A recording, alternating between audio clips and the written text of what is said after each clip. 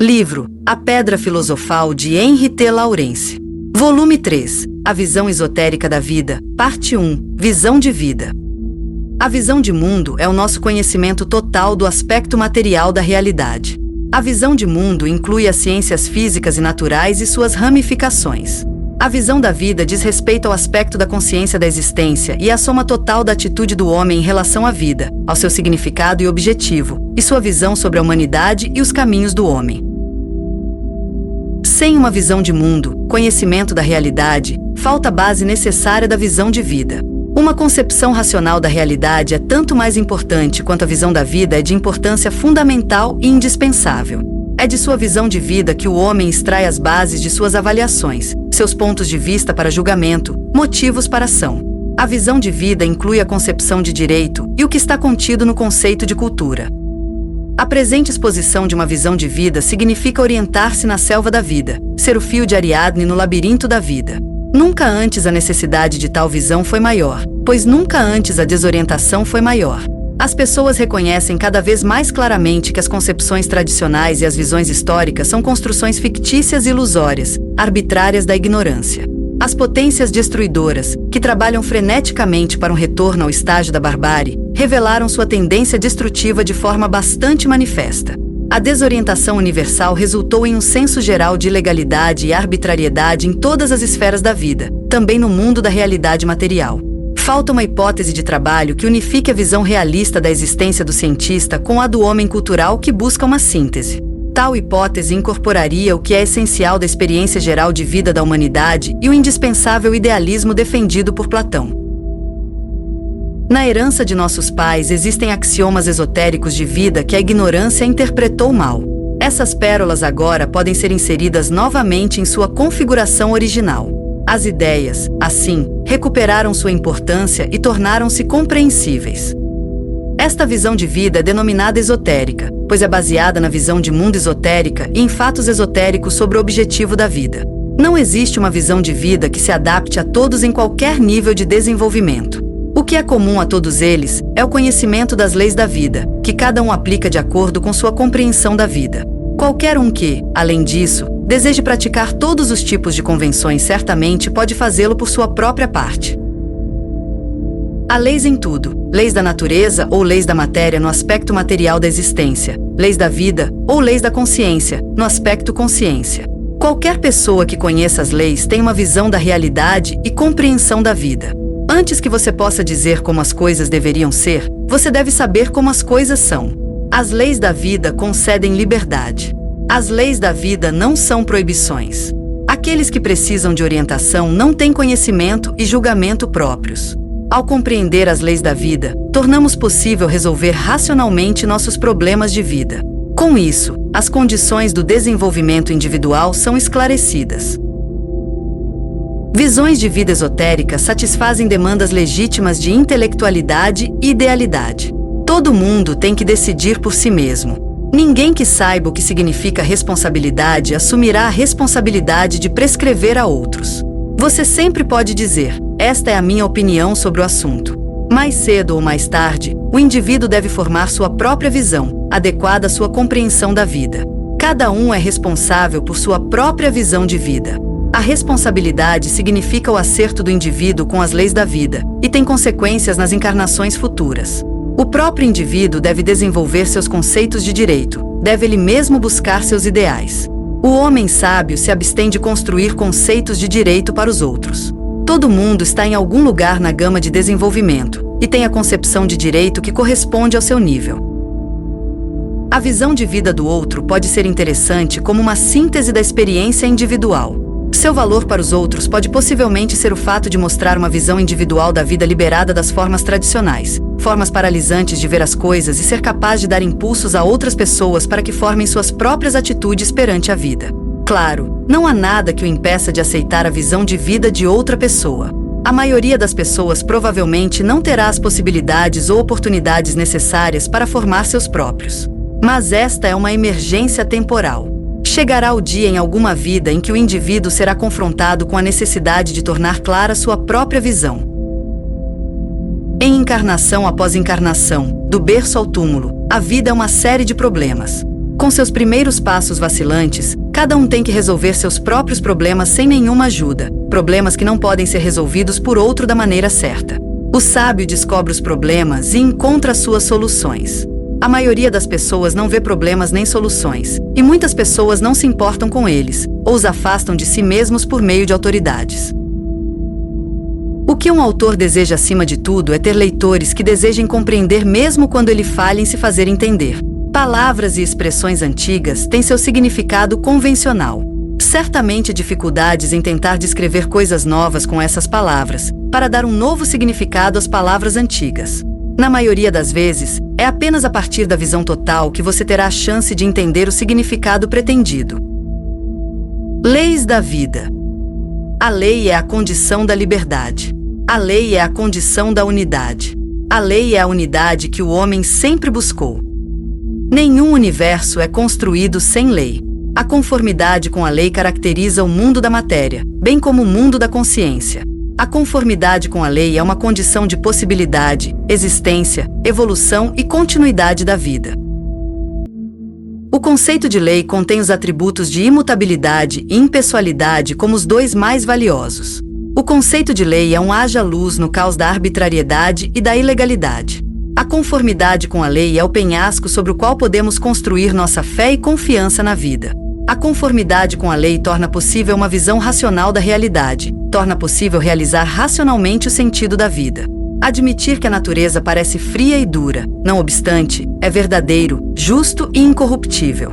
Assim, ela nos oferece a base do conhecimento, da liberdade e do poder. Concede à razão humana o lugar que lhe cabe. Todas essas coisas são realidades, possibilidades e direitos inestimáveis. O número de leis parece ilimitado.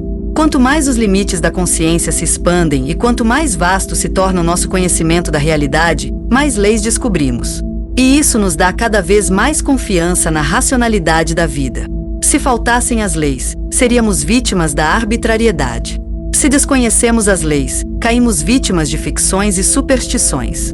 Assim como o conhecimento das leis da natureza nos concede poder sobre a natureza, o conhecimento das leis da vida nos mostra como podemos moldar nossas vidas. As leis da vida são a legislação da vida. Antes que a humanidade perceba isso, especulará conceber sistemas legais mais ou menos abortivos de acordo com o estágio de desenvolvimento que alcançou. As leis da vida são todas unas com o nosso ser. Conforme nós descobrimos e nós realizamos, descobrimos as leis como condição de nossa realização. Nós nos tornamos essas leis ao nos libertarmos das ficções e ilusões de nossa ignorância. As leis indicam que as forças agem, as formas pelas quais as forças agem e as condições sob as quais agem. No que diz respeito aos três aspectos da existência, todas as leis podem ser reunidas em três grupos principais: as leis da matéria, as leis da vontade e as leis da consciência. Só aqueles necessários para compreender a visão de vida descrita aqui são enumerados abaixo.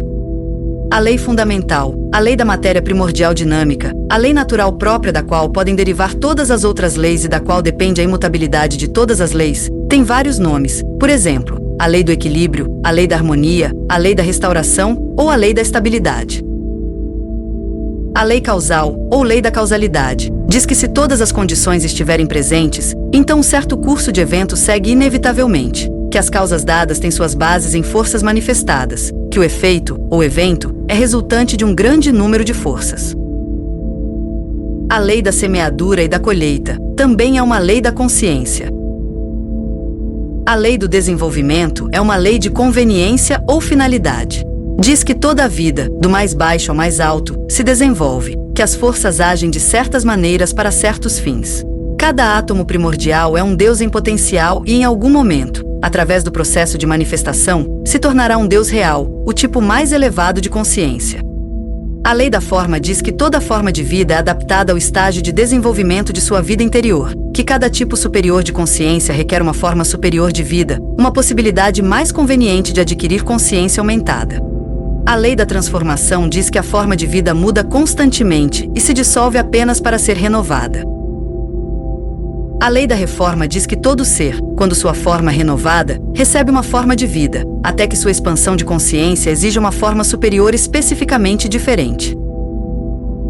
A A lei do destino indica quais forças devem influenciar o indivíduo em cada nova forma de vida no que diz respeito à necessidade de seu caráter individual de experiências necessárias e ao seu esforço para adquirir as qualidades e habilidades necessárias.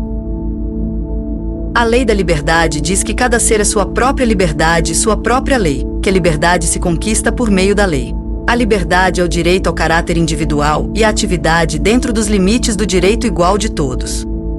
A lei da separação, ou lei do isolamento, diz que todo ser deve, a fim de desenvolver a autoconfiança e a autodeterminação do caráter individual, tornar-se consciente de si mesmo como algo separado de tudo mais. O estágio humano marca aquela fase de desenvolvimento durante a qual a consciência atômica é isolada da consciência de outros seres. A lei da unidade diz que todos os seres formam uma unidade e que cada ser deve realizar sua unidade com toda a vida, a fim de atingir a expansão da consciência superindividual. A lei da autorrealização diz que todo ser deve adquirir todas as qualidades e habilidades necessárias para a onisciência e a onipotência, que ela mesma deve realizar sua divindade.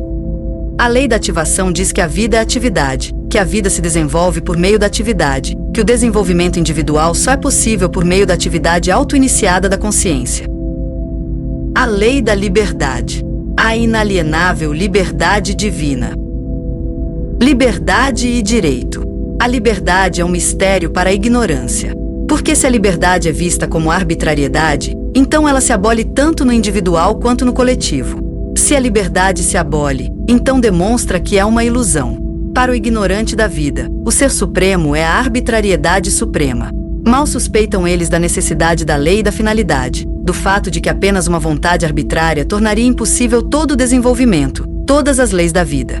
A liberdade absoluta seria a arbitrariedade e se aboliria.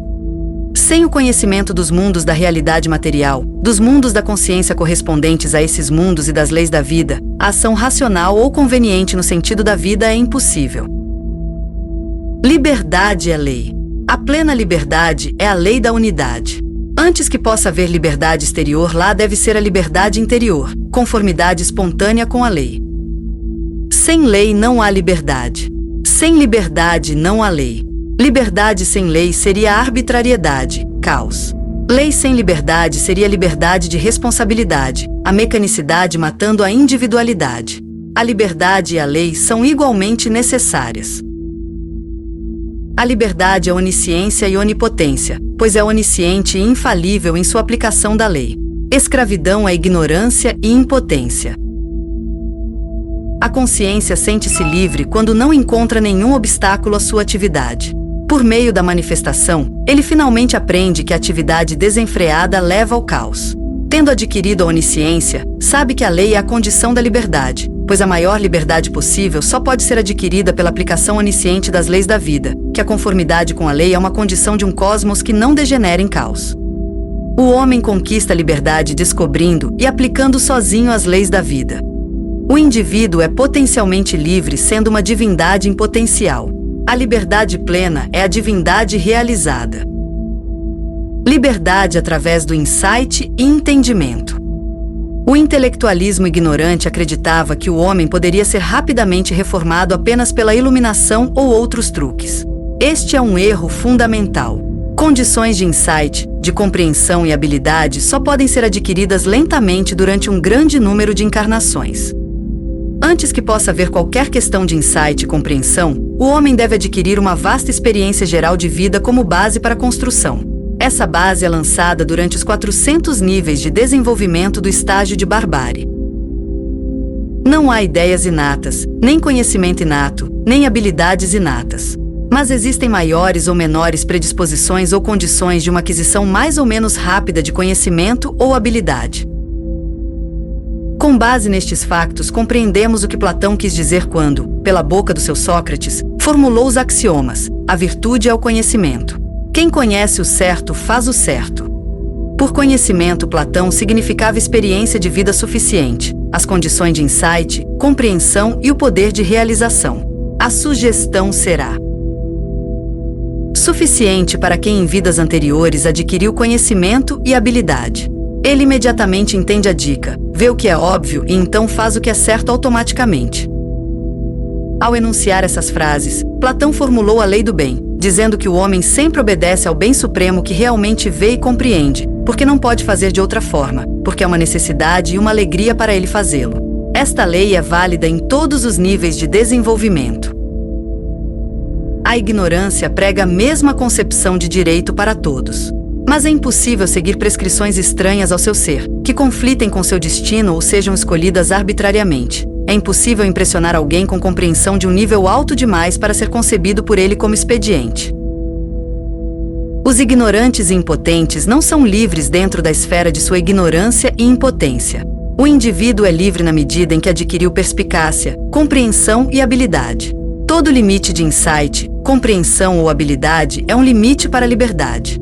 A liberdade total pressupõe conhecimento total e é o mesmo que poder total e lei total.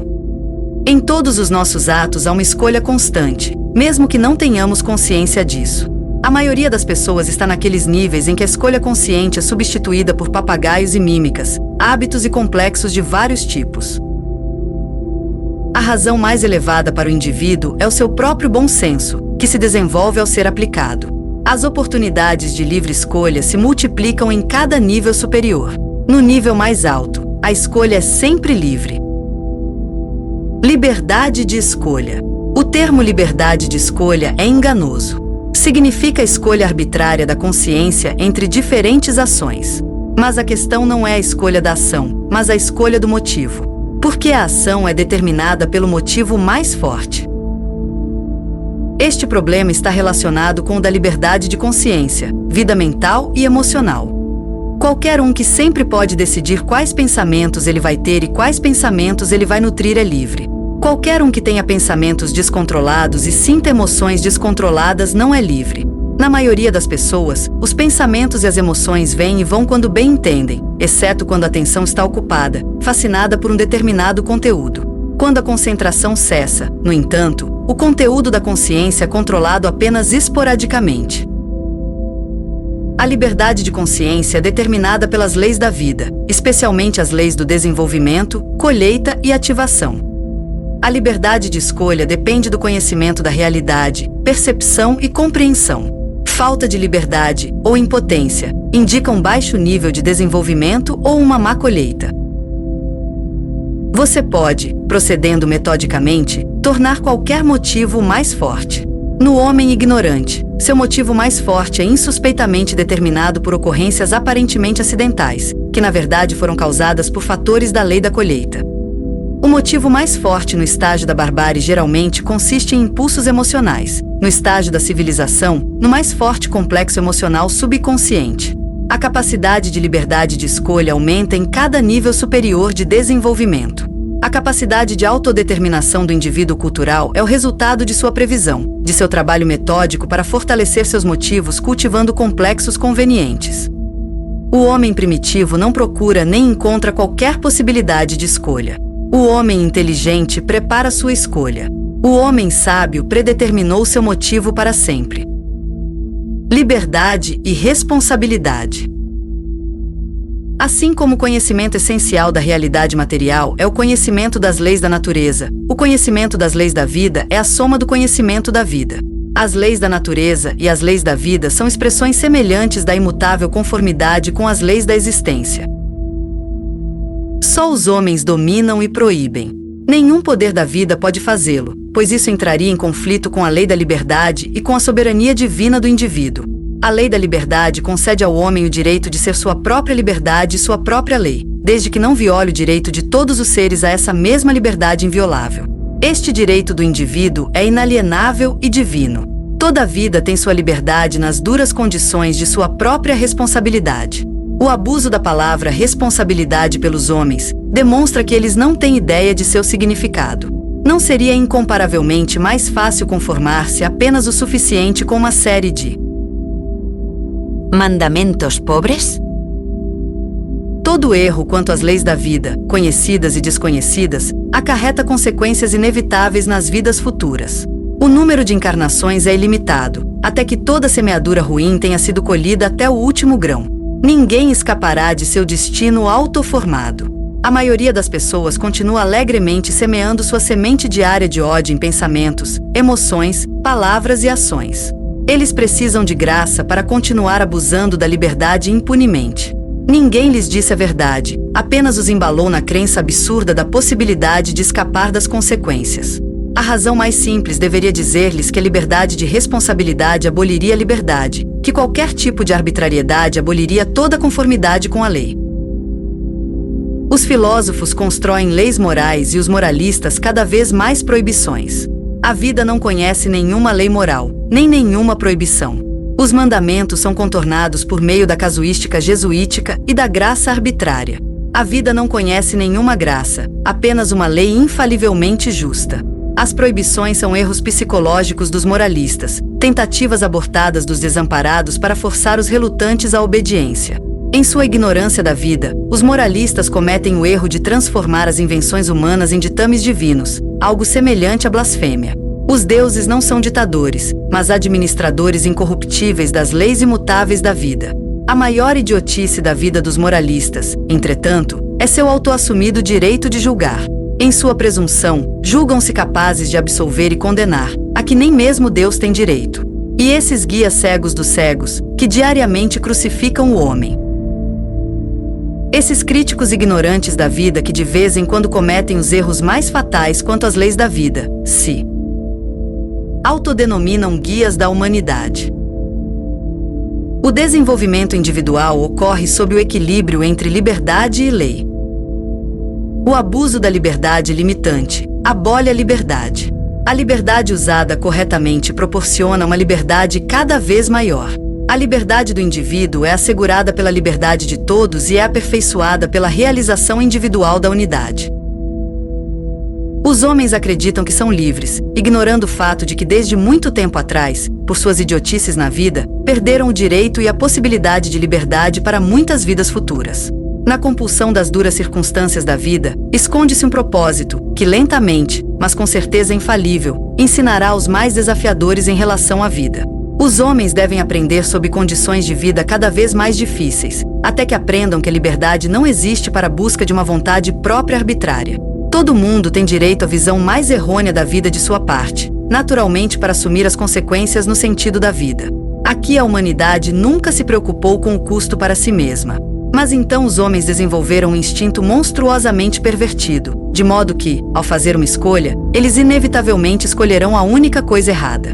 Eles ainda fazem quase nada além de tornar a vida mais difícil para os outros e para si mesmos. A capacidade do homem de causar sofrimento aos seres vivos é extraordinariamente bem desenvolvida.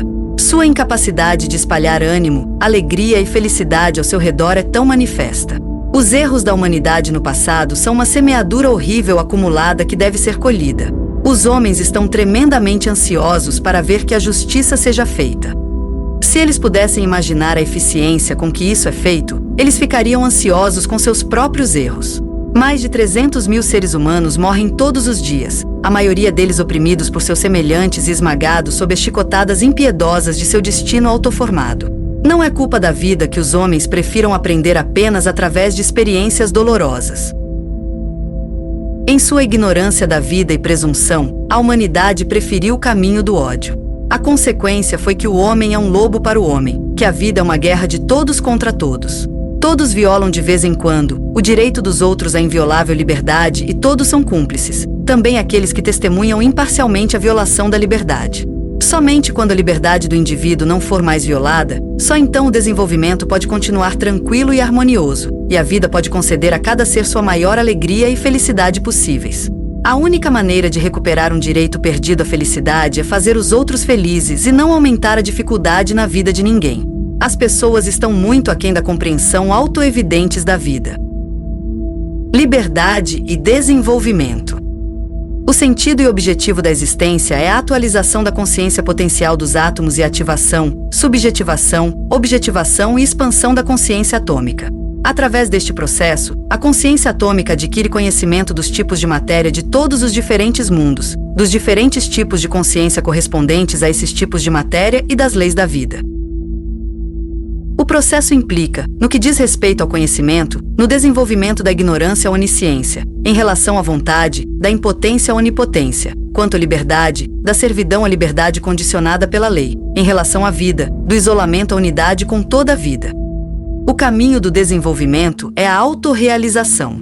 O átomo deve atualizar por si mesmo sua divindade potencial em todos os aspectos. Autorrealização é ter experiências e aprender com elas. O caráter individual, o conhecimento, a percepção e a compreensão, bem como todas as qualidades e habilidades necessárias, são adquiridos por meio da experiência.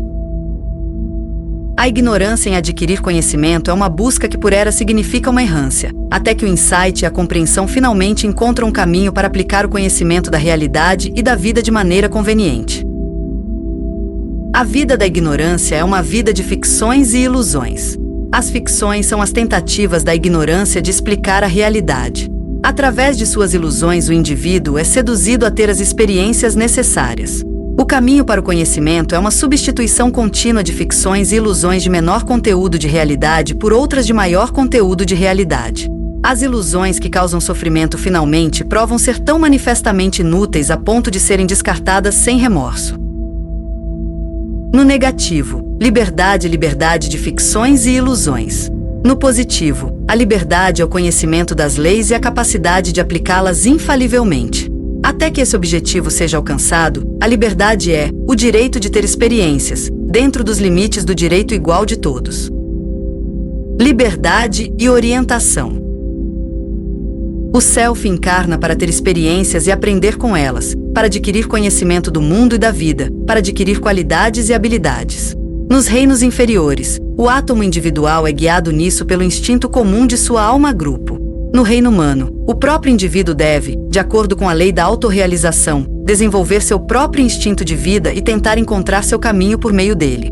É claro que ele obterá alguma orientação insuficiente das experiências da humanidade. Mas suas próprias experiências e sua própria elaboração delas permanecem os fatores determinantes de seu desenvolvimento. Por meio de milhares de personalidades e encarnações, o self acumula cada vez mais experiências. Eles são utilizados de duas maneiras. Em primeiro lugar, eles são preservados de forma latente no self. Em segundo lugar, sua quintessência sublimada no corpo causal, a superconsciência. Quando isso é ativado, primeiro se torna um instinto infalível, posteriormente uma orientação por meio de inspirações e, finalmente, diretamente acessível na consciência desperta. O caminho é longo, passando por muitos estágios de desenvolvimento. No estágio mais baixo, o indivíduo aprende lentamente por meio de suas próprias experiências, tão lentamente que esses envolvimentos devem parecer infrutíferos para um observador superficial. Com o passar do tempo, porém, forma-se aquele fundo de experiências de vida, que é a condição para o desenvolvimento do poder de reflexão. Com ele, a possibilidade do indivíduo elaborar suas experiências. Nesta fase, o indivíduo não precisa de nenhuma orientação, a não ser por seus desejos. No estágio seguinte, o pensamento do indivíduo começa a ser seu guia. A reflexão torna-se cada vez mais forte e os avanços de sua razão fortalecem sua confiança em sua capacidade de pensar por si mesmo. É somente quando ele começa a se interessar pela vida como um problema, pelo significado e objetivo da vida, que ele começa a suspeitar do fato da sua ignorância da vida, a reconhecer sua incapacidade e a sentir a necessidade de orientação. As autoridades da opinião pública são seus guias para começar. Eventualmente, suas hipóteses e teorias parecem muito efêmeras e incertas, bem como incapazes de responder às questões básicas. Os vários sistemas dogmáticos, que conflitam cada vez mais manifestamente com os fatos definitivamente estabelecidos da pesquisa científica e com uma visão de vida conveniente do senso comum, não podem mais satisfazer seu pensamento metódico. Quando ele atinge o estágio de cultura e começa a se esforçar para enobrecer sua personalidade, seu próprio instinto de vida e as inspirações de seu inconsciente se mostram cada vez mais confiáveis. Ele começa a adquirir uma concepção de vida própria, que está de acordo com a dos grandes gênios da humanidade. Aqueles seres que deixaram o reino humano para continuar seu desenvolvimento em reinos superiores, não lideram os homens. Em vez disso, eles se tornam administradores das leis da vida. Nisso eles cuidam para que justiça implacável seja feita a todos. Essa injustiça da vida, da qual a ignorância se queixa, é a injustiça do próprio indivíduo, colheita ruim de semeadura ruim. Seres superiores não assumem responsabilidade pelos erros e idiotices da humanidade na vida. Consequentemente, eles não podem fazer nada para consertar a angústia em que os homens se colocaram por conta própria. De acordo com a lei, eles podem ajudar, mas somente aqueles que adquiriram o direito de serem ajudados. O indivíduo recebe ajuda de acordo com a lei da colheita. Essa é a sua boa colheita de sua boa semeadura. A doutrina da oração no sentido aceito é a doutrina da arbitrariedade e do milagre, intervenção divina especial. O que se confunde com a concessão da oração é a realização do desejo. Um desejo é sempre realizado, porém, se não for contrariado por algum outro poder, por um obstáculo levantado por uma má semeadura. O desejo intenso encontrado na oração ardente é um poder considerável, e o poder emocional concertado, conduzido por uma vontade unidirecional, de uma congregação intimamente unida, é certamente capaz de provocar o efeito aparentemente inexplicável de um chamado milagre. Não precisamos temer a vida, por mais ameaçadora que pareça, porque o propósito da vida, como seu fim, é sempre bom. Quem desconfia da vida se priva do poder que nasce da confiança nas leis da vida. Os ideais são nossas estrelas guias no mar sem limites da vida. Eles são os poderes da vida que conduzem corretamente aquele que segue seus sussurros. O individual e o coletivo. Lei ideal e direitos. O direito ideal é o direito do indivíduo. O fato de que será geralmente compreendido e reconhecida apenas nas culturas do futuro não anula sua validade absoluta. As leis da vida concedem liberdade. Porque só a liberdade em relação às leis da vida pode implicar plena responsabilidade pelos erros quanto às leis da vida. As leis da vida nunca podem ser invocadas quando medidas são tomadas para restringir a liberdade.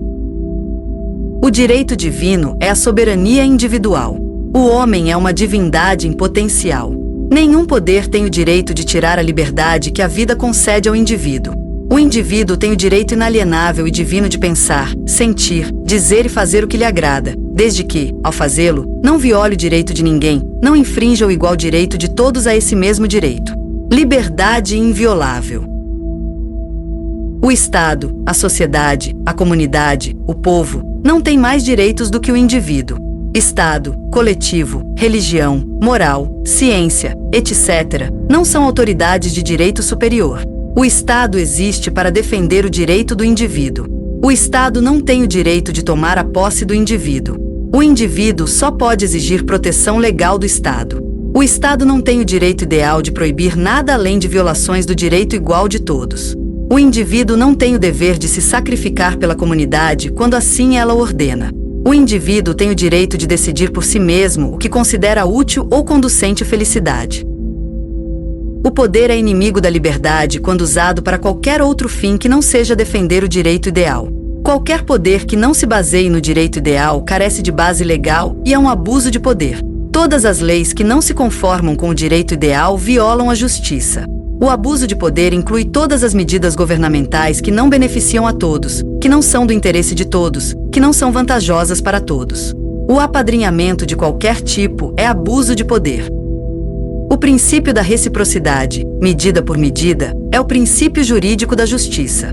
Todos os direitos e obrigações, todas as relações entre os indivíduos, assentam na base da reciprocidade, que nunca pode ser contestada. O dever é a obrigação incidente aos direitos.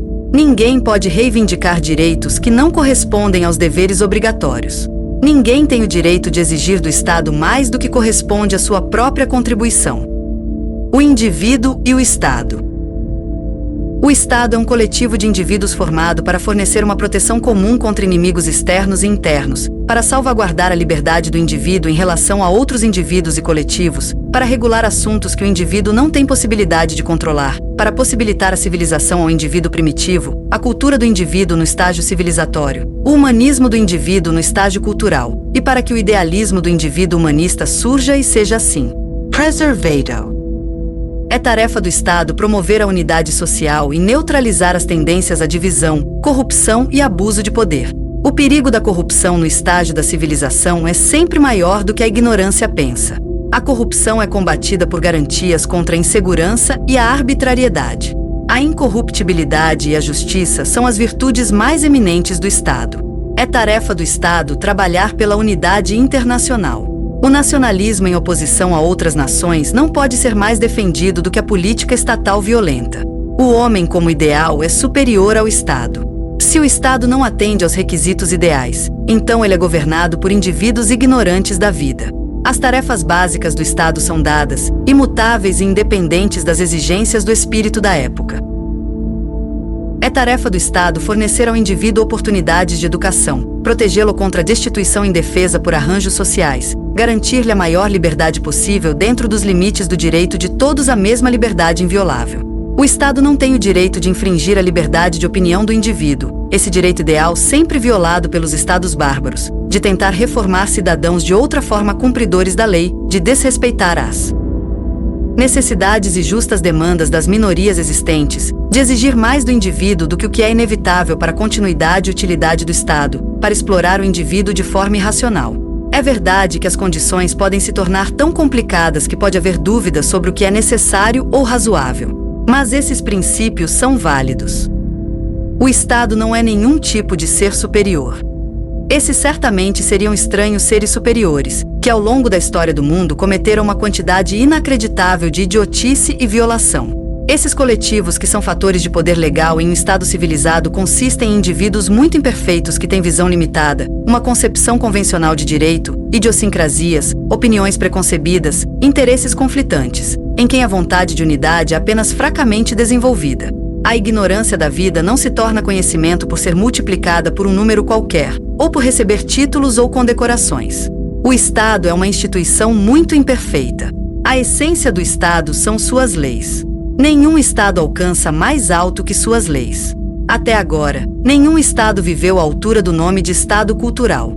Até que este seja o caso, todas as tentativas de construir uma sociedade ideal devem falhar.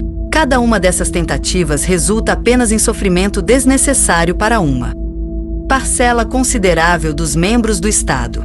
Mudança não é o mesmo que desenvolvimento. A vontade de unidade é destruída pelo abuso de poder.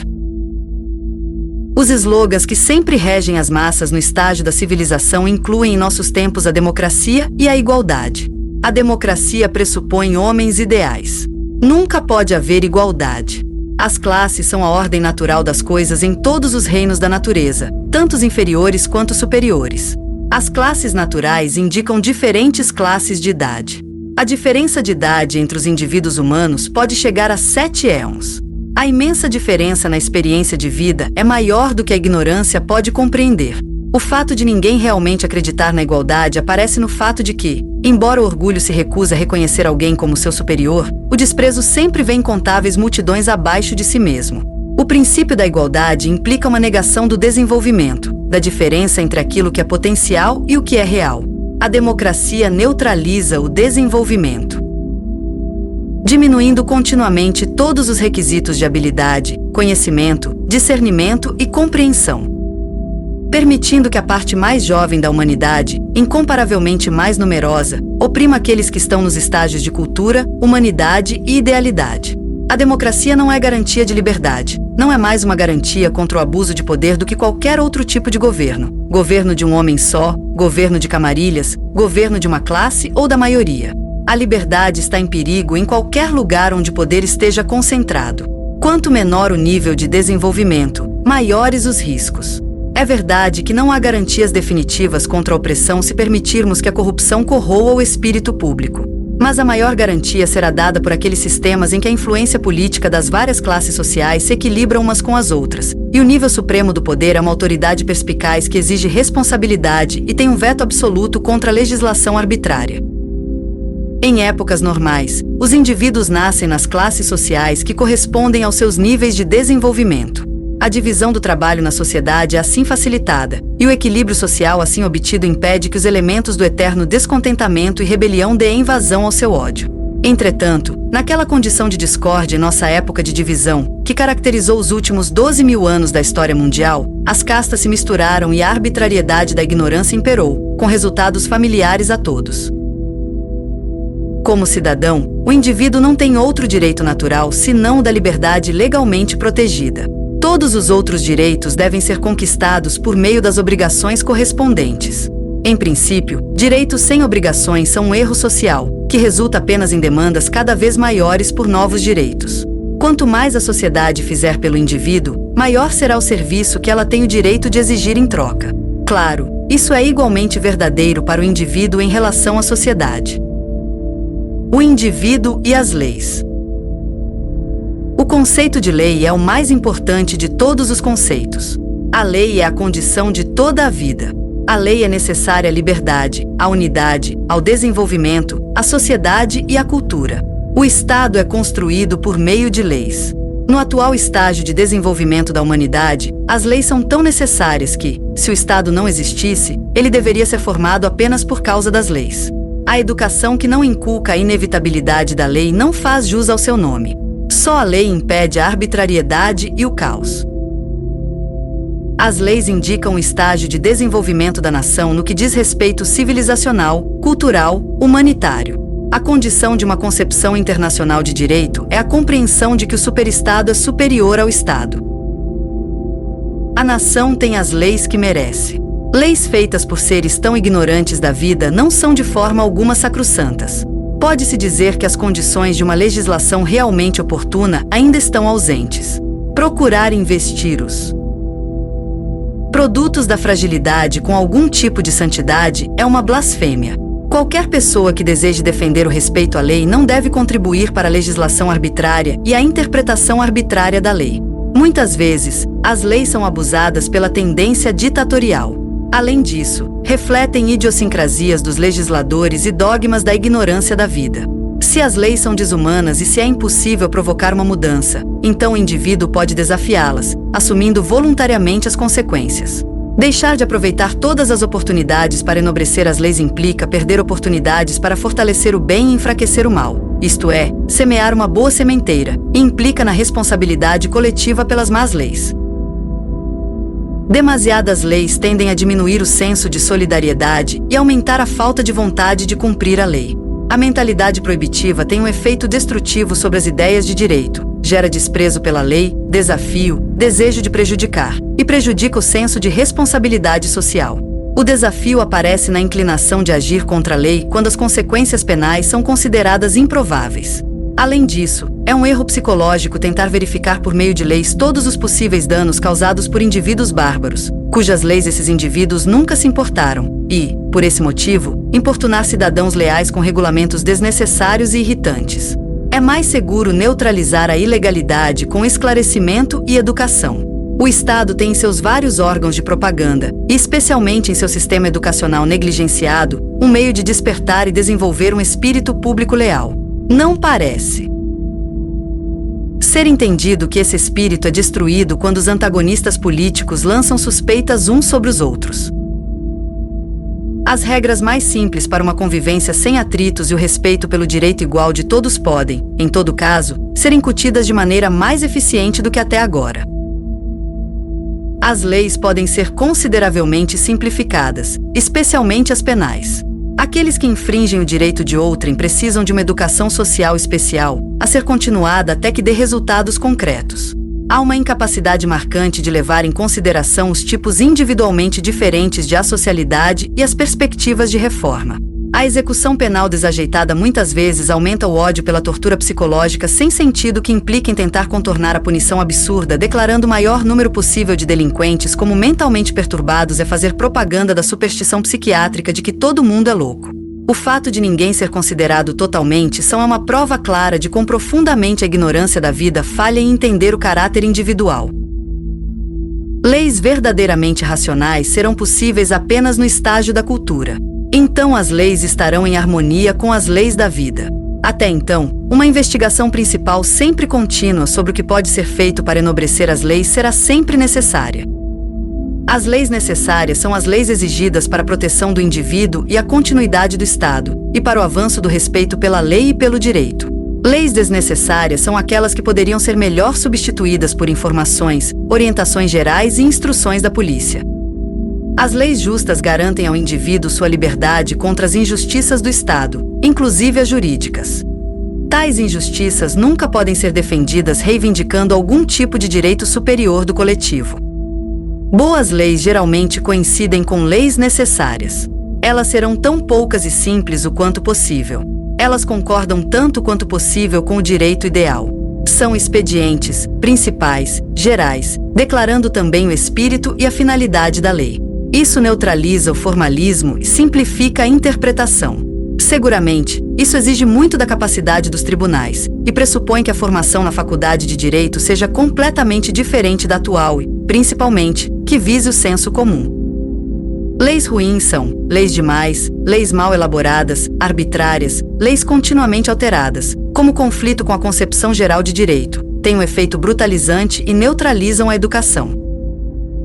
Na humanidade, trabalhar mudança sem fazer nada realmente melhor, abolir diferenças legítimas, conferir direitos sem deveres e poder sem responsabilidade, satisfazer a inveja social, a intolerância, o fanatismo, a indignação, tornam-se armas da maioria para oprimir a minoria. Tais leis conferem autoridade à ignorância e poder à incompetência, obstruem o desenvolvimento, neutralizam a unidade.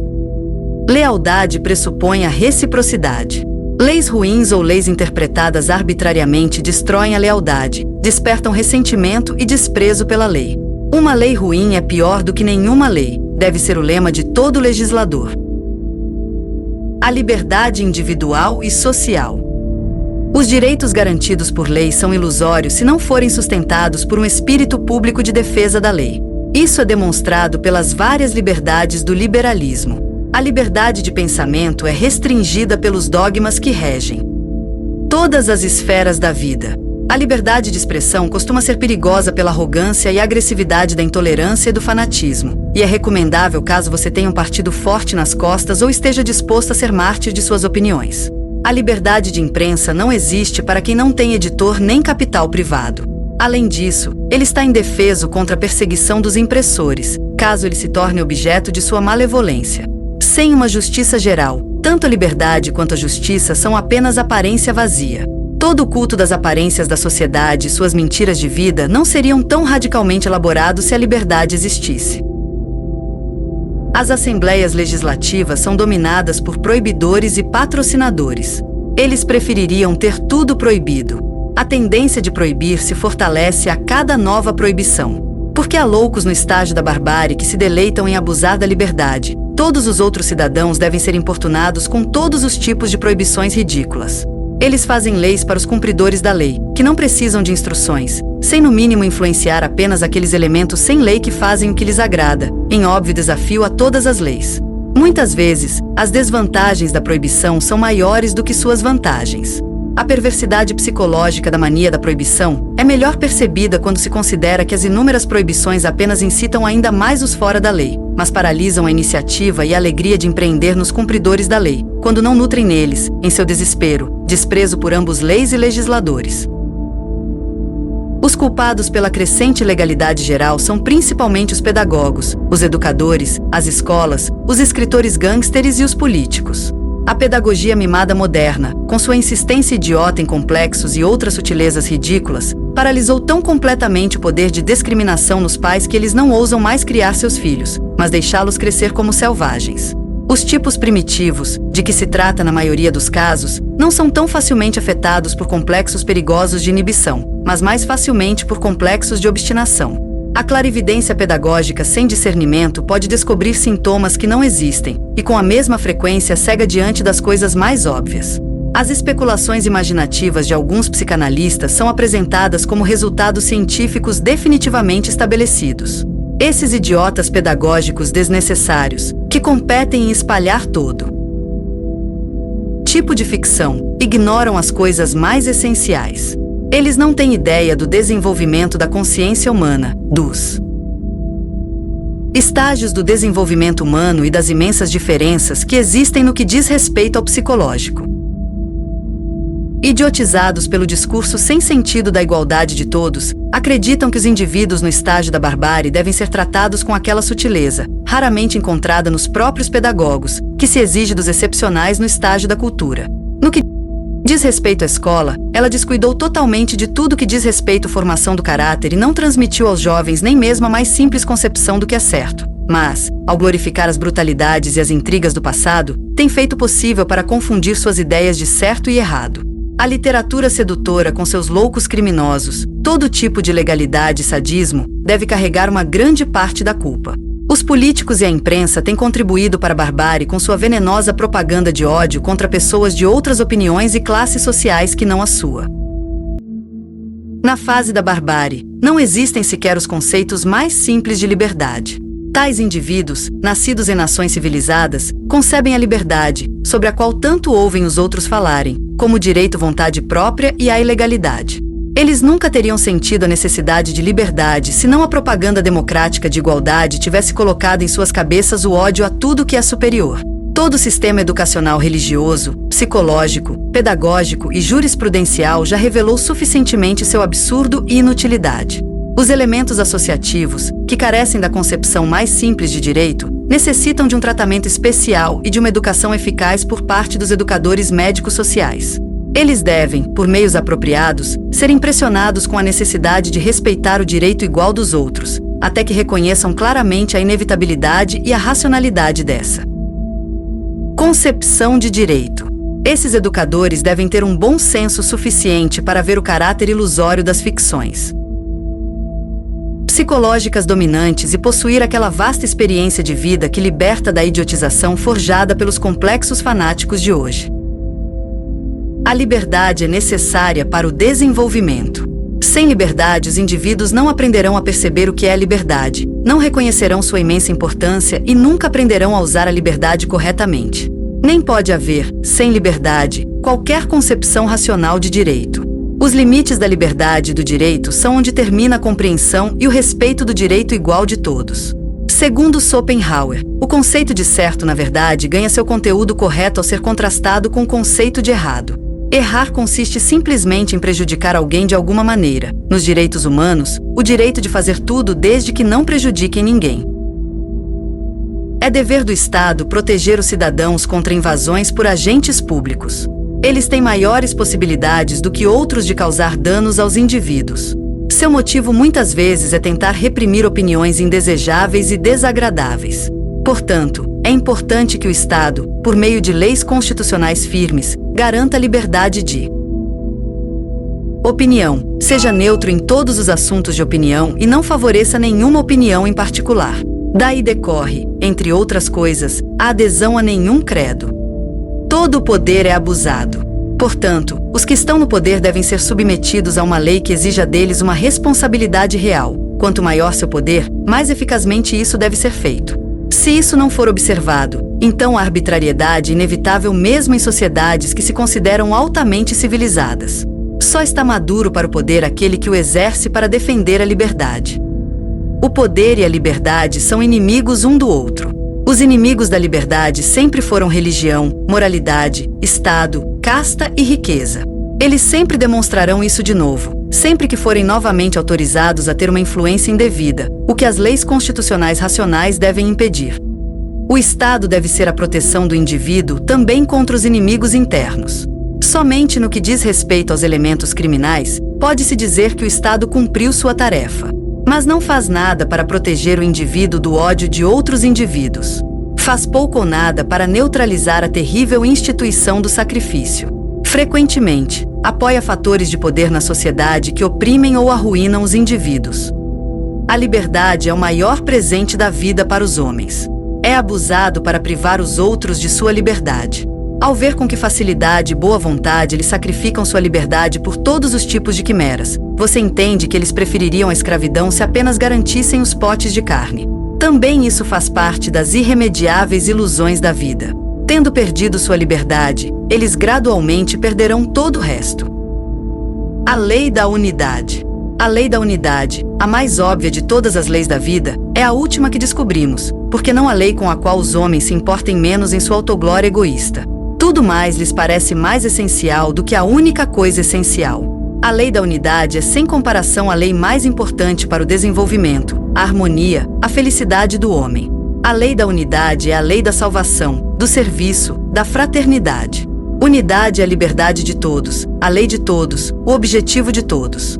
Na medida em que o indivíduo realiza a unidade, ele se aproxima da meta final, o super-homem, que é um com o todo. Esta lei implica que o bem é tudo que promove o desenvolvimento de todos e de todos. O mal é tudo que neutraliza o desenvolvimento e o enobrecimento do indivíduo, do grupo, da humanidade e de todas as outras formas de vida. Tudo que une tem um valor insubstituível. Todos os fatores pertinentes estabelecem normas ou padrões de comportamento, que determinam o que é correto.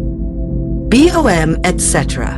A maior contribuição que um homem pode fazer é reunir e unir. O maior mal, dividir e desunir. Quem busca seus próprios fins não sabe o que é a unidade. A base da unidade é a divindade potencial de toda a vida. A única diferença entre os indivíduos é que seus caminhos desde a divindade potencial até a divindade realizada têm comprimentos diferentes. Mas o objetivo final de toda a vida é dado. A vida que vemos neste mundo, a mais baixa e para o indivíduo normal a única visível de todos os mundos materiais, tem a mesma tarefa: desenvolver-se. O próprio fato de que esta vida é divina em essência assegura o direito divino e eterno de cada vida individual contra qualquer tentativa de menosprezo. A unidade não se baseia na igualdade, que é uma ficção da inveja. Em todo o universo não haverá igualdade até que todos tenham alcançado a mais alta divindade. As exigências das convenções obrigatórias fazem com que nos concentremos nelas como se fossem essenciais, ao passo que são apenas temporárias e mais ou menos não essenciais. Por meio dessa nossa atitude errônea, fortalecemos tudo que divide e separa, e nos tornamos incapazes de apreciar as boas qualidades de um indivíduo. Sem eles, o indivíduo nunca poderia ter se tornado um homem. O ódio nunca pode descobrir nada de bom, só pode negar e dissolver a unidade. As convenções compulsórias podem ter sua função em um estágio primitivo, se não houver outras saídas e se a socialidade agressiva violar o direito dos outros. É um erro, porém, prescrever leis morais a pessoas de tipo superior. A chamada lei moral é uma ficção da ignorância. A lei da colheita se encarrega de quem abusa da liberdade.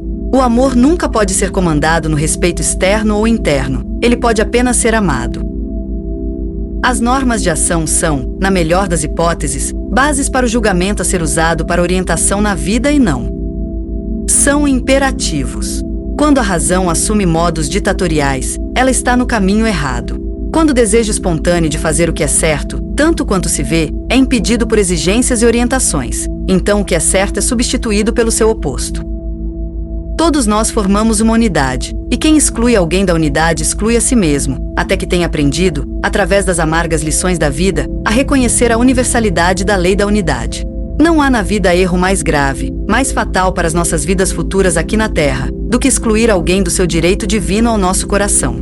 Excluindo-se uns aos outros, os homens tornam-se cúmplices daquela guerra de ódio que está constantemente sendo travada neste planeta de sofrimento.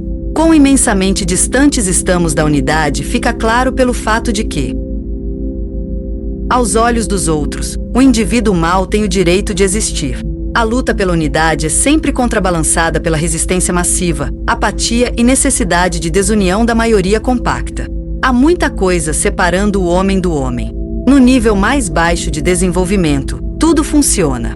No nível mais alto, nada pode separar. Nosso insight e compreensão da unidade, nosso esforço para realizar a unidade, indicam nosso nível de desenvolvimento. Lutar pela unidade é o caminho para alcançar nossa meta como homens no menor tempo possível. A vontade de unidade se expressa, entre outras coisas, na vontade de ajudar com naturalidade, eficiência, onde a ajuda é necessária. Não tem nada a ver com a mentalidade sentimental do egoísmo mascarado. A unidade é a maior missão na vida, tanto para o indivíduo quanto para o coletivo. Nenhuma missão em a vida que contraria a unidade faz jus ao seu nome. A humanidade é uma unidade coletiva.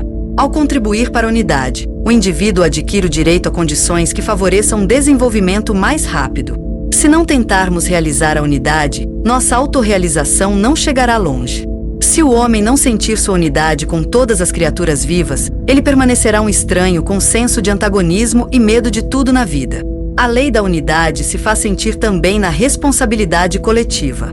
Nós formamos uma unidade, quer saibamos disso ou não. É um longo registro de más ações de vidas passadas que aumentamos diariamente por nossas assim chamadas verdades, nossa indiferença às condições sociais e econômicas desumanas, etc., e nossa disseminação de ódio de todos os tipos. Um passo além da unidade humana é a união com toda a vida. O primeiro passo neste longo caminho é a determinação decidida de confiar na unidade, apesar de tudo, aquela unidade que é a força da vida. Ao tecer esta confiança em sua consciência, e assim, gradualmente também em sua vida inconsciente, mental e emocional, o indivíduo se aproximará cada vez mais da realidade. Quanto mais confiança ele adquirir, mais frequentemente sua experiência confirmará o poder da confiança. Qualquer um que tenha se tornado um com as coisas não pode ser ferido por elas. Mas a exceção mais insignificante pode ser transformada em visco de baldura ou calcanhar de Aquiles. Se nossa visão de vida fosse verdadeira, a unidade teria sido há muito tempo um fato claramente reconhecido, e a união não seria, como é agora, um pensamento absurdo e grotesco. O indivíduo que começa a trabalhar pela unidade por conta própria, assume todos os trabalhos hercúleos. Mas esse é o caminho para o super-homem e para os deuses. O indivíduo é uma parte indispensável da unidade. A lei da unidade demonstra o valor infinito do indivíduo. Ao longo da história, o valor do homem tem sido de menor valor, na religião não na teoria, mas sempre na prática. As ideias loucas de poder, glória, riqueza, etc., dominaram. E os homens são escravos de suas ideias, isto é, de suas superstições. É inevitável que, com esta atitude para com a dignidade humana, a história seja sempre a história do sofrimento. A consciência é apenas uma unidade, a unidade de todos.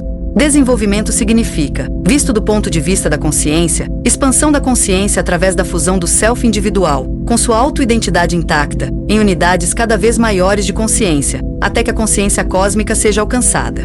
A unidade não implica qualquer abolição da liberdade individual. Pelo contrário, significa maior liberdade.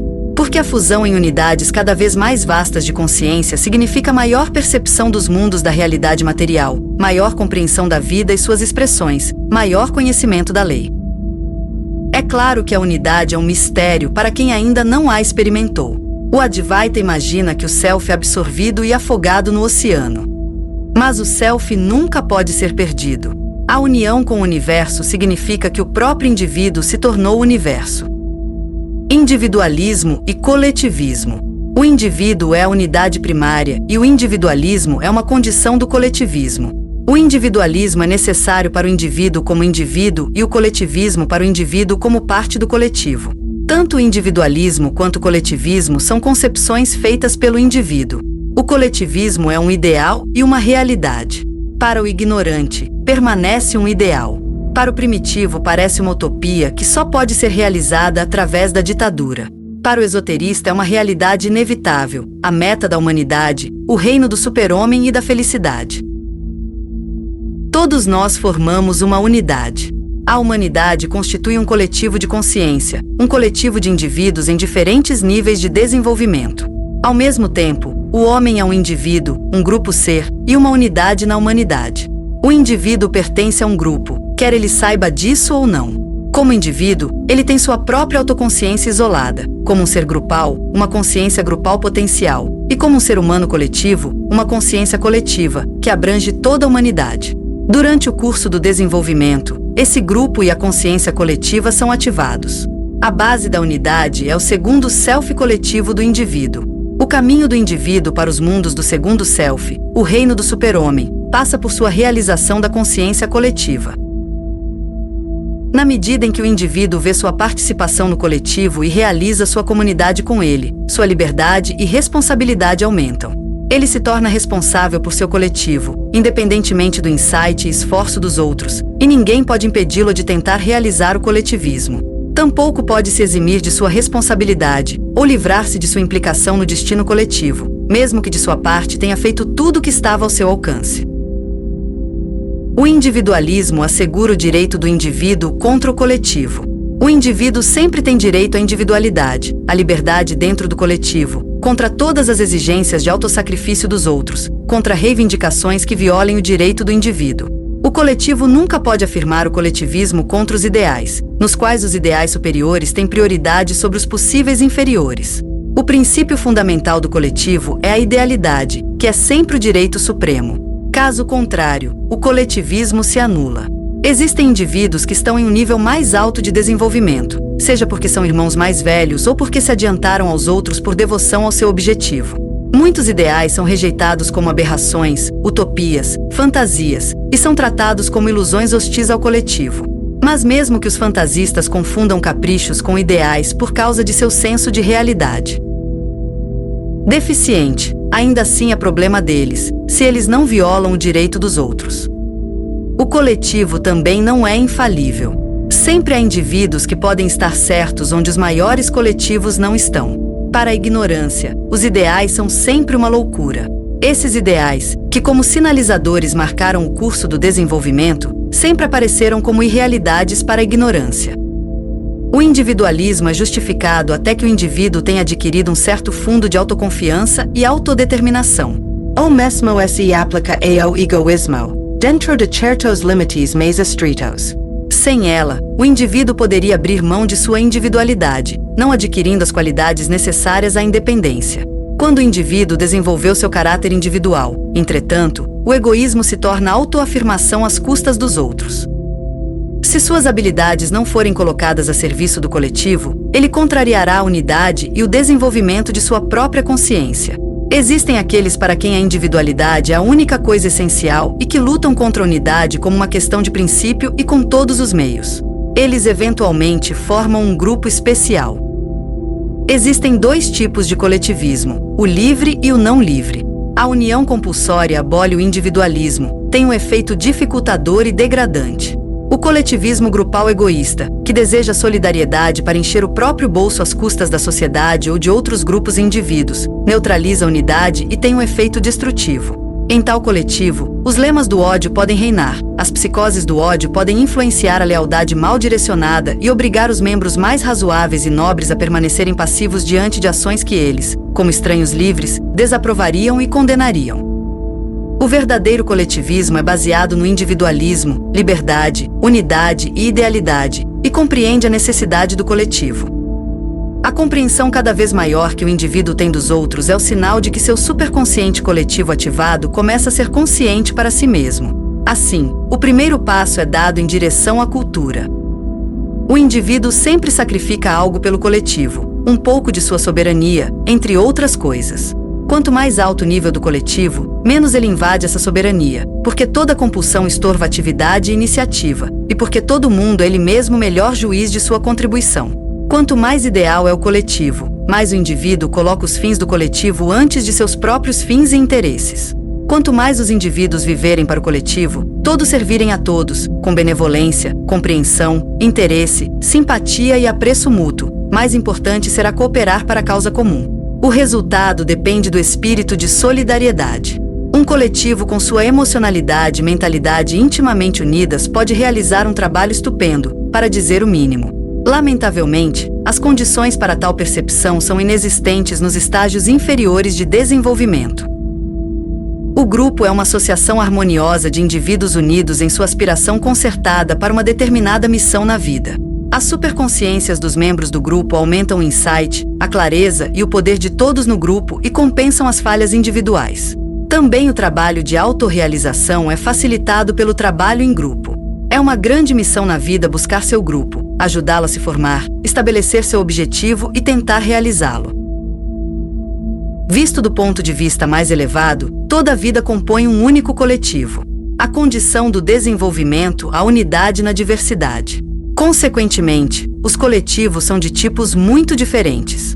A humanidade forma um coletivo, cada raça e nação também. Todos têm como missão contribuir com sua parcela para o desenvolvimento universal. A tarefa da quarta raça raiz é enobrecer a emotividade. A tarefa da quinta raça raiz é intelectualizar a emotividade e direcionar a imaginação para o ideal. A tarefa da sexta raça raiz será realizar a unidade nas formas sociais. Também se espera que as nações façam suas contribuições. Até agora, em suas relações uns com os outros, eles dificilmente viram outro propósito além de governar, oprimir, explorar. O reino humano é o único reino natural formado por indivíduos isolados. Conforme o indivíduo se desenvolve, ele reconhecerá sua solidariedade com coletivos cada vez maiores: família, clã, classe, nação, raça, humanidade. Seu desenvolvimento em direção à unidade é sua compreensão autoadquirida da necessidade da coletividade. A nação é o coletivo mais tangível, geograficamente definido, formado ao longo da história, com uma língua e tradições comuns transmitidas. Na atual época mundial, os indivíduos em qualquer coletivo nacional se encontram em todos os diferentes níveis de desenvolvimento e, desse ponto de vista, eles têm pouco em comum, exceto a língua e a opinião pública. A nação compõe um coletivo de coletivos, no entanto. E nisso a diferenciação da consciência encontra expressão. A diferenciação é sempre o fator essencial no respeito pelo desenvolvimento. Quanto mais coletivos de consciência houver, melhor, pois assim todas as ideias que ativam a consciência contribuem para a diferenciação individual. Esses coletivos podem ser determinados por condições externas, interesses comuns, fatores psicológicos, etc., e formam classes sociais, grupos ocupacionais, associações sociais, econômicas, científicas, acadêmicas, artísticas, literárias, etc. Os mais importantes são aqueles coletivos de consciência que se reúnem para ideais comuns. Basta! Mencionar a sempre desconhecida elite encontrada nos 4 estágios superiores de desenvolvimento, a elite da cultura, humanidade, idealidade e unidade, respectivamente. O trabalho silencioso feito por esta elite é inestimável. Suas formas de pensamento lúcidas e exatamente esculpidas tornam mais fácil pensar para os mentalmente destreinados e neutralizam as más sugestões da opinião em massa. Depois deles, em importância, seguem coletivos de consciência de visões de mundo e visões de vida semelhantes, escolas filosóficas, etc. Em períodos de estabilidade, as classes sociais formam coletivos que preservam a cultura. Em tempos de ruptura social, os chamados tempos democráticos, eles perdem suas raízes. Em tais tempos é essencial que sejam tomadas iniciativas para formar associações para necessidades emocionais e mentais comuns. A instituição das castas, estamento e sociedade de classes expressa os diferentes níveis de desenvolvimento no reino humano. Classes em uma sociedade convenientemente organizada formam pontos de encontro para indivíduos nos mesmos níveis de desenvolvimento. Isso facilita o entendimento entre os indivíduos. Dentro de esferas de conhecimento semelhantes, os meios linguísticos de expressão ganham a realidade da experiência pessoal. Isso também é verdade para esferas emocionais comuns, como religião, arte, social e outros grupos de ideias, bem como esferas ficcionais comuns, como hipóteses e teorias de todos os tipos. Mesmo que, como regra e no que diz respeito à maioria das pessoas, apenas as camadas superficiais da consciência estejam envolvidas nisso, o isolamento da solidão é removido e as necessidades coletivas enobrecedoras são desenvolvidas. Estados e classes permitem a preservação e o cultivo do patrimônio cultural. Cultura é patrimônio. Se esta herança for espalhada, nenhuma cultura pode surgir ou decair. Só muito lentamente, através de assiduidade e tradição reverente, as condições que tornam a cultura possível são finalmente reunidas. A cultura tem seu verdadeiro solo na família. A família é muito pequena, porém, para guardar a longo prazo os tesouros da tradição que um dia tornarão possível a cultura. Apenas a classe é suficientemente numerosa para isso. A turma é então mantida unida por interesses emocionais e mentais semelhantes, bem como por tarefas sociais intimamente relacionadas. O senso de unidade é promovido mais facilmente na classe. Se essas classes são dissolvidas, então os primeiros sinais de cultura são arruinados, e os indivíduos tornam-se socialmente desenraizados e culturalmente desorientados. Se as condições fossem normais, o que não tem sido em tempos históricos, então encontraríamos uma sociedade em que todas as classes cooperassem harmoniosamente para o bem-estar de todos. A casta governante abusou do poder para oprimir e explorar em vez de servir a vida protegendo, ajudando, criando. O abuso de poder leva à perda de poder. As castas são divididas pela encarnação de indivíduos mais desenvolvidos em castas inferiores e de subdesenvolvidos em castas superiores, o que resulta em mobilidade social e aquela convulsão social chamada democracia. Em nosso período de igualdade, passa por um axioma que todos são iguais. Assim, eles anulam toda a distância que existe entre um homem recentemente causalizado do reino animal e um homem que está à beira do próximo reino superior, o do super-homem. Eles não suspeitam do fato de que é a mesma distância, abrangendo uma diferença de idade de até 7 éons, entre as espécies animais inferiores e superiores. Por igualdade, os filósofos sociais entendiam igualdade perante a lei, o direito à dignidade humana, o direito à concorrência aberta, o direito de ser julgado apenas por competência. Mas a ignorância da vida tomou conta daquele slogan, incapaz de discernir distâncias entre diferentes etapas e níveis de desenvolvimento. Todos são considerados como tendo as mesmas perspectivas de percepção da vida, discernimento, competência, habilidade. A proclamação da igualdade é um dos maiores e mais graves erros da humanidade, porque deixa o poder à ignorância e à incompetência. Todos nós atingiremos a meta em algum momento no futuro. No entanto, o tempo para isso não é o mesmo para todos. Assim como as classes em sociedades normalmente diferenciadas seriam encontradas em diferentes níveis de desenvolvimento, também as diferentes raças e nações corresponderiam a diferentes estágios de desenvolvimento. Assim, as diferentes necessidades individuais seriam mais bem satisfeitas. O mesmo é verdade para várias atividades sociais, como religião, literatura, vários tipos de arte e performance musical, etc. O conhecimento esotérico ou a história não nos fornecem quaisquer fatos pelos quais julgarmos este desenvolvimento. Para fazer isso é necessário ter os fatos da visão de mundo esotérica. A lei do desenvolvimento. Desenvolvimento da consciência. A lei do desenvolvimento, em sua aplicação limitada à consciência humana, indica as condições universais, os diferentes estágios e níveis, e o objetivo final, a fusão do primeiro self com o segundo self. Claro que o assunto é inesgotável.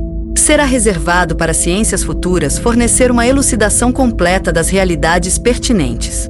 A intenção aqui foi demonstrar a realidade das etapas e preparar uma nova visão dos fatores culturais mais importantes.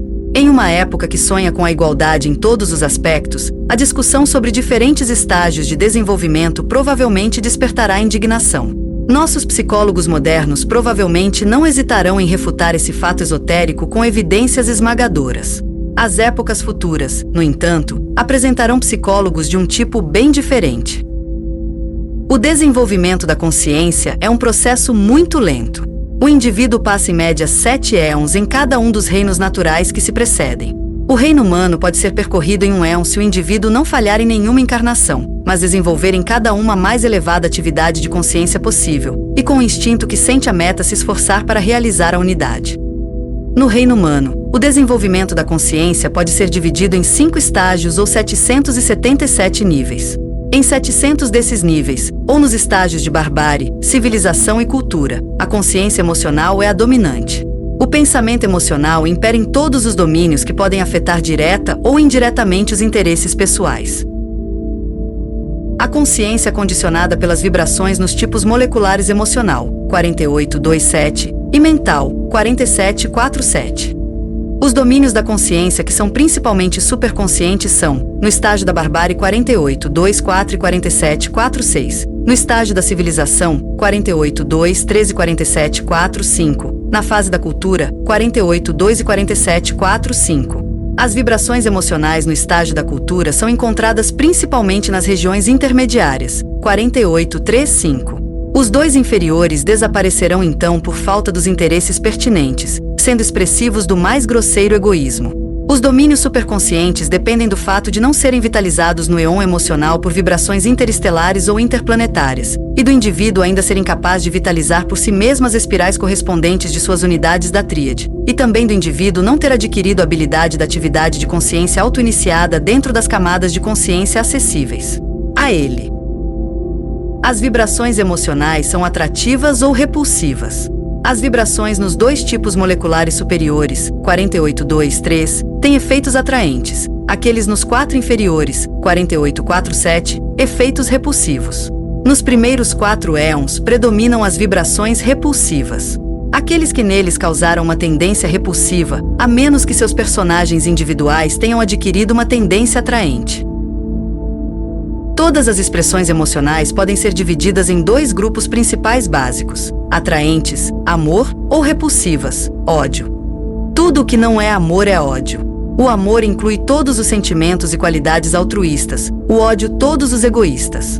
As emoções são tecidas em complexos que são facilmente vitalizados e infalivelmente intensificados se atendidos. Nos estágios inferiores, o estado de ódio é o normal. O ódio dá vida e cor à existência, que seria monótona, vazia, sem sentido se não fossem as emoções.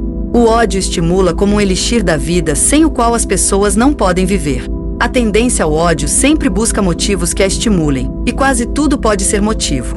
Ficções religiosas e morais, sociais e políticas, filosóficas e científicas, todos os tipos de relações pessoais, todas as barreiras ao egoísmo podem inflamar o ódio.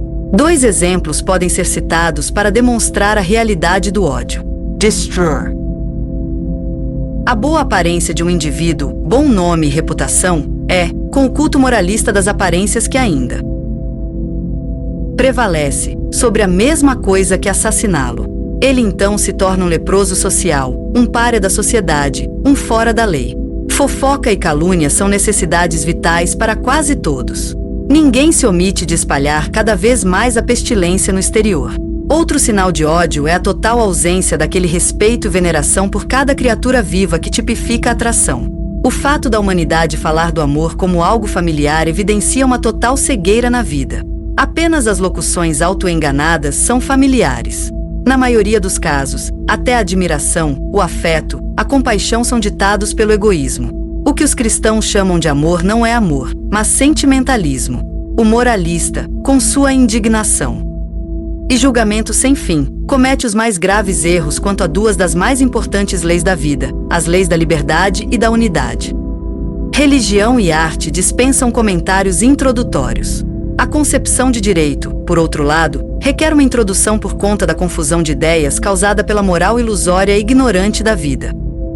A concepção de direito do indivíduo é determinada pelo seu caráter individual e pertence ao seu nível de desenvolvimento. A compreensão de uma certa concepção de direito é inata. Quando o indivíduo entra novamente em contato com uma concepção de direito anteriormente adquirida por ele, ela imediatamente lhe parece correta. O que pertence ao seu nível se expressa de forma instintiva e espontânea. O indivíduo carece de uma compreensão das concepções de direito e ideais que estão acima de seu nível, mas é claro que ele pode ser treinado para se conformar a um padrão superior de comportamento.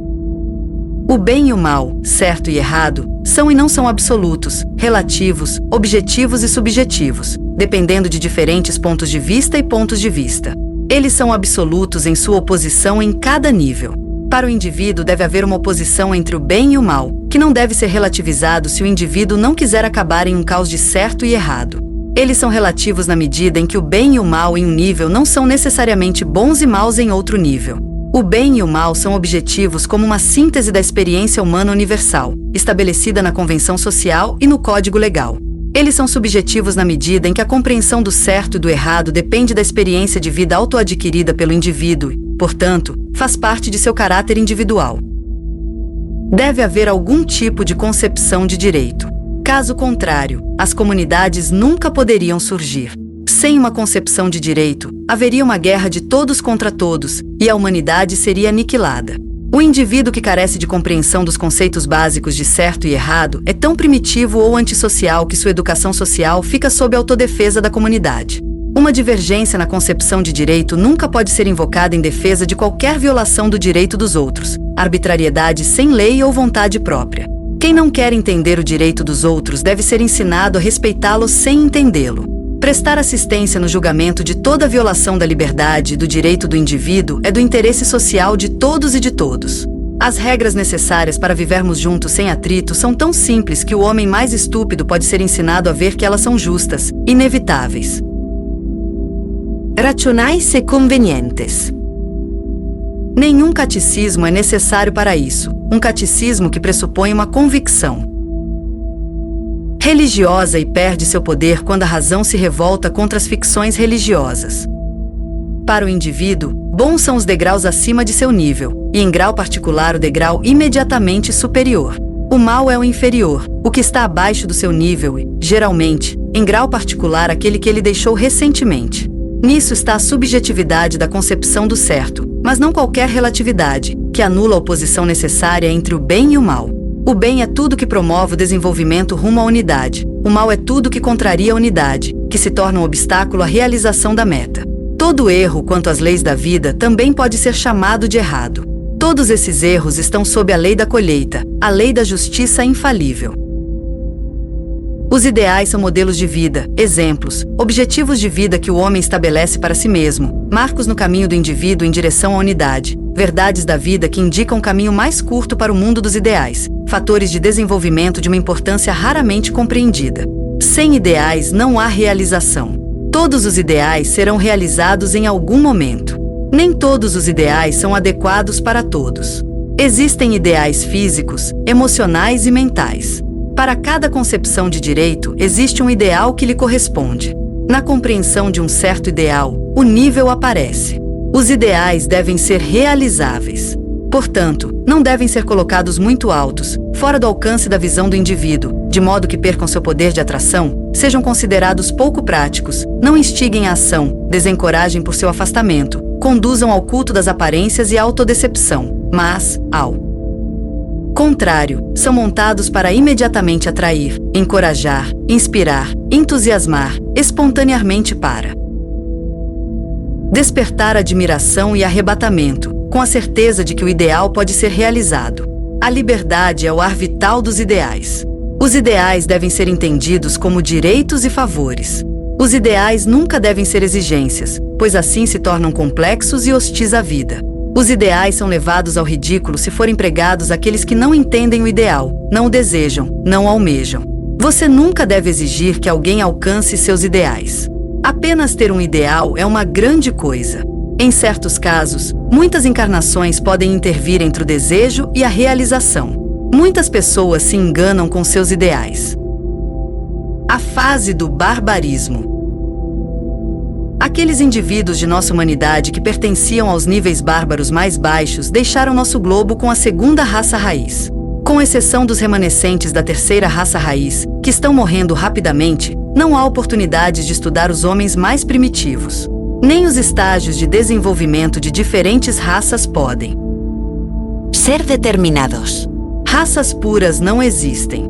A mistura de raças é hoje tão eficiente que a maioria dos traços distintivos fisiológicos e psicológicos originais das raças foram nivelados. Clãs bárbaros encarnam em nações civilizadas. As nações brancas ultrajaram tantos povos selvagens que estes últimos podem, de acordo com a lei da colheita, encarnar em nações civilizadas e compor suas favelas. Além disso, as condições sociais nas nações civilizacionais são frequentemente tão primitivas que os intelectos mais simples podem se orientar nelas. Muitos indivíduos civilizacionais são encontrados entre nações não civilizadas, encarnando por causa da má colheita.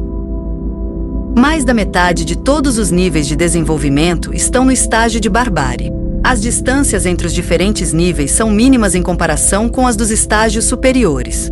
No entanto, cada nível requer um número muito maior de encarnações. Isso se deve à fraca atividade da consciência auto-iniciada. A vida física domina o indivíduo bárbaro. Qualquer tipo de trabalho, qualquer esforço desnecessário repugna e é considerado tolo por ele. Só as necessidades físicas urgentes ou os afetos excitados o levam a abandonar aquela indolência que para ele é a felicidade e o sentido da vida. Típica é sua incapacidade de aprender com qualquer coisa, exceto experiências físicas. Tudo ainda precisa ser aprendido. A personalidade é exclusivamente um produto da colheita, uma vez que não há necessidade de consideração particular do desenvolvimento da consciência. A diferença entre os níveis bárbaros mais baixos e mais altos existentes aparece principalmente em uma apreensão mais rápida dos sentidos e no aumento do fundo de experiência geral da vida, fato que naturalmente facilita a atividade da razão e possibilita estados emocionais mais diferenciados. Para indivíduos com uma tendência básica repulsiva de seus personagens individuais, é necessário ter interesses egoístas para neutralizar seu ódio instintivamente inflamável e ter motivos mais fortes quanto mais forte for essa tendência. As emoções do ódio se expressam como inveja, amargura, medo, desprezo, crueldade, vingança, desconfiança, desrespeito, prazer malicioso, irreverência, raiva. Quanto mais alto o nível, mais diferenciadas são essas emoções, fato que também aparece em seus modos de expressão. Existem muitos graus entre brutalidade, astúcia ou egoísmo inclinado a mostrar alguma consideração. Em níveis baixos, antes que os sentimentos tenham se desenvolvido, a emotividade é principalmente o desejo de possuir, governar, destruir, aniquilar. Naturalmente, a ativação da emotividade depende principalmente das circunstâncias gerais e das experiências especiais do indivíduo. Nos selvagens de tendência básica atrativa, as vibrações do globo não têm o mesmo efeito. As duas tendências básicas opostas aparecem, por exemplo, em um indivíduo que deseja governar pela força, violência, medo, etc. O outro pela admiração, carinho, etc., despertados pela jovialidade, gentileza, generosidade, etc., que também podem ser motivados egoisticamente, desejo de ser amado, etc. Em geral, indivíduos de diferentes tendências básicas pertencem a diferentes clãs. Assim, grupos éticos inteiros podem, mesmo nos níveis mais baixos, exibir qualidades predominantemente atraentes ou repulsivas. Não há ignorância absoluta quanto à vida. Mesmo os átomos da matéria involutiva têm experiências, embora sejam incapazes de elaborá-las. Nas plantas e nos animais, as experiências organizadas tornam-se instintos. Num animal à beira da causalidade, o instinto é quase infalível dentro dos limites das experiências necessárias do animal. Por causa disso, no entanto, não se deve atribuir aos animais a capacidade de julgar os humanos. Aqueles em níveis mais altos não podem ser julgados corretamente por aqueles em níveis mais baixos. Por outro lado, é correto que plantas e animais percebam se são amados ou odiados. A razão, a capacidade de usar a reflexão para elaborar o conteúdo dos sentidos, é gradualmente ativada através das questões rotineiras da experiência e da adaptação às condições da existência física. No estágio da barbárie, a atividade da razão é predominantemente imitativa, e o pensamento é uma espécie de pensamento coletivo tribal. As convenções impostas neutralizam as tentativas de reflexão independente.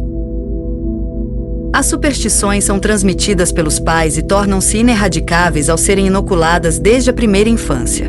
O indivíduo nasce em seu meio de opinião, religião, etc. Onde não existem opiniões divergentes, a possibilidade de ver através dos absurdos é excluída.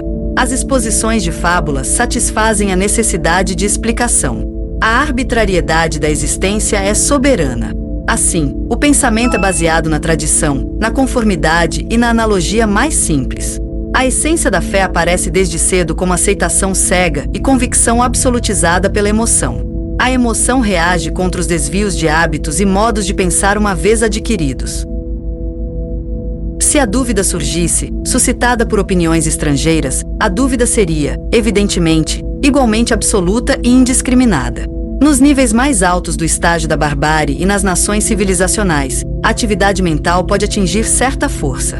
Então a necessidade de saber o que deve ser pensado e dito é característica. O conteúdo da razão é determinado pelas autoridades governantes ou pelo pensamento de classe. O árduo trabalho de tentar compreender corretamente as opiniões dos outros é a prova emocional da correção de sua opinião. Então, se você pode explicar sua opinião com suas próprias palavras, você deu prova de julgamento independente. As religiões no estágio da barbárie são, em sua maioria, coloridas de forma animista. Também os intelectos simples buscam algum tipo de explicação do que é e do que acontece. Essas explicações variam de acordo com as noções cotidianas dentro dos limites da tribo e da linguagem. Mas eles concordam em certos traços básicos, fato que se deve às experiências humanas universais. As concepções primitivas de Deus são analogias com governantes arbitrários e cruéis, e muitas vezes intensificam até o terror, o pavor compreensível de poderes desconhecidos da natureza, que são considerados irados, sanguinários, ciumentos e vingativos, mas também podem ser subornados e apaziguados com sacrifício e adoração, para que se possa contar com sua ajuda em todos os assuntos egoístas, vitórias sobre inimigos, etc. É fácil ver que tais e outras superstições semelhantes sempre podem ser exploradas de alguma maneira. Pelos sedentos de poder e pelos mais astutos. Para exigir obediência a tabus e regras impostas, e para colocá-los acima de qualquer discussão, um poder absoluto e arbitrário é necessário como autoridade, punindo impiedosamente cada desvio ou opinião individual presunçosa. Essa ficção de terror é inoculada através de uma situação ou acontecimento sem sentido, até dominar completamente o pensamento emocional da tribo.